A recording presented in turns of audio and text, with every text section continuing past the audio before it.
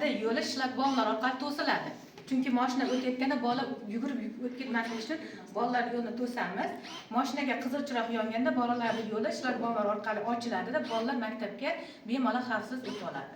Bu tomonda ham mana maktabga o'tishda ham bu tomonda ham shlagbaumlar o'rnatilgan. Bular faqat bolalar uchun to'siqlar, mashina uchun emas.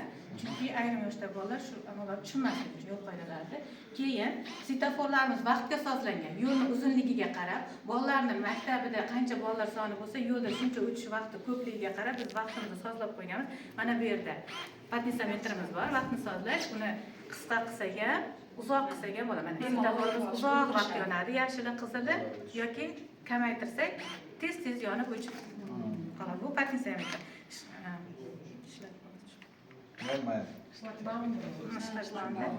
Keyin ayrim maktablarimiz 2 smena, 3 smenali o'quvchilar soni ko'p bo'ladi yoki bo'lmasa bolalar maktabdan keyin darsdan keyin to'garaklarga qolib ketadi. Ana shu vaqtda tez qorong'i tushib qoladi. Qish kunlari, kuz kunlari tez qorong'i tushib qoladi. Ana shu vaqtda biz bolalarning yo'lni yoritish uchun avtomatik sim yog'ochlar o'rnatdik. Ular faqat qorong'ilikni, biz qorong'ilikka mo'ljallab qo'ydik. Qorong'ilikni sezgan vaqtda bolalar yo'lagini yoritib beradi.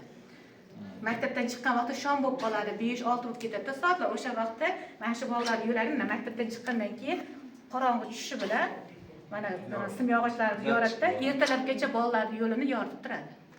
Va ertalab tong otgandan keyin yana o'z ishini to'xtatadi o'zi.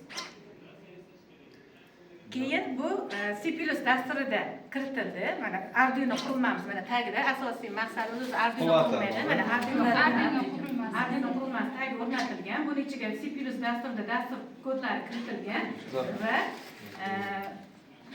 o'sha kerakli instrumentlar o'rnatilib, mana shu loyiha ishimizni ishga tushirdik. Keyin bu kompyuterda ishlaydi, kompyuter orqali ishlaydi, keyin telefon orqali ishlaydi. Agar mabodo o'sha tumanda